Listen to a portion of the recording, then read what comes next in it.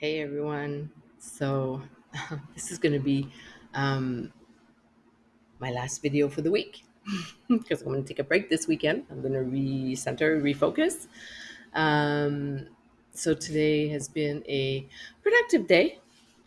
Um, what I have been feeling, there's been a lot of activity on the Schumann resonance. So, there's been a lot of incoming vibration from Mother Earth, and I feel that in my body as a highly sensitive person. And I remember when I was a kid how I could feel things like that. I could feel energy when I was walking in a room. If there was tension, if there was somebody that there was a fight, or if somebody was sad, or I could feel that, and I would ask a lot of questions. And I had got in trouble in school, obviously, because of it, because um, telling me something, if I don't understand and I'm asking why or a question, and somebody replies, well, because that's how it is, it doesn't work with me because my brain is wired differently. And I'm like, but I don't understand. And I wouldn't get response from the teachers at school, or my parents, or um, I could walk in the room and I know they were fighting, and or I would come in and I know they were fighting, and I would ask, as if, like, what's going on, and no, nothing, nothing. And that made me feel like I was crazy. That was what I was feeling was wrong. And it made me doubt myself. It made me being self-aware that what I was feeling was not right. So it came a time where I shut everything down. um, and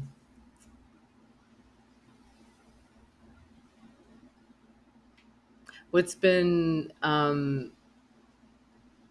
what I've been remembering the most um, in the last couple of days is it's exactly that, is knowing something, feeling something's not quite right, and nobody being able to tell me the truth, or not wanting to tell me the truth, and dismissing how I was feeling, and being so this is going to be my debate until until I meet my mom again, I guess.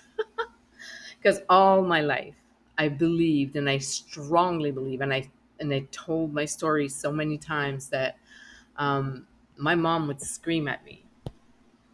My mom was a screamer. She would slam the doors, which was already bad because I would jump every time one door was slammed. But she would slam multiple doors, like all the kitchen cabinets. They would be slamming one after the other, and then it would be the door, the bathroom door, and then it would be her bedroom door, and then um, and that was like me jumping every time that one of those would bang. Um, and now that I have come to know that my ears are hypersensitive, I keep wondering. I know there are times she was screaming, because I could see her red face, so that was screaming. But maybe sometimes she was just raising her voice to bring her point out, and in my ears it would sound like she was screaming at me, and then that would emotionally trigger. That would So her screaming would trigger my hypersensitive ears, and then it would be emotionally triggered, and then I would start crying, and then I was told not to cry, and um, I was overreacting. And that's the one thing that I keep hearing in my head for the last couple of days, that you're overreacting. And so many times, so many people have told me that you're overreacting. It's not that bad. It's okay. Just calm down. And in the history of telling somebody to calm down, it has never happened that somebody calmed down. So it's not a good thing to say in my experience. So Yeah. So all these things are brewing up, and I'm processing it, right? I'm processing it, and it's okay because I feel like this is therapy for me. Like you guys are saving me tons of dollars right now. But I just want to share my experience because if you have a highly sensitive kid, and just be mindful of when they're saying they're feeling something, to not dismiss it, because it makes them feel like um, they're wrong, like something's wrong, like what they're feeling is not right, and that will shut them down. They'll shut down because they're like, well, whatever this is not good, and then it takes a lot of time for that to heal and to come back up and to be able to reopen that and say, okay, I'm good with this, and the other thing I remember is when I still do, but I made it. I made kind of a commitment with myself to not to. It's like, so I have premonition dreams, and a lot of my dreams did happen, and I did prevent some bad things happening, and at one point it was always because it was always bad things. Yes, I did prevent, some death or some really bad things. But I kept like feeling this negative. It's like it was a negative thing. And so I asked my guides and my angels to just shut it down, unless there's something positive coming. But yeah, so I've been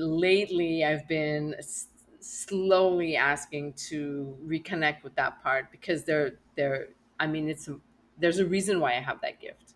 I just didn't want it anymore because I was tired of it being always negative.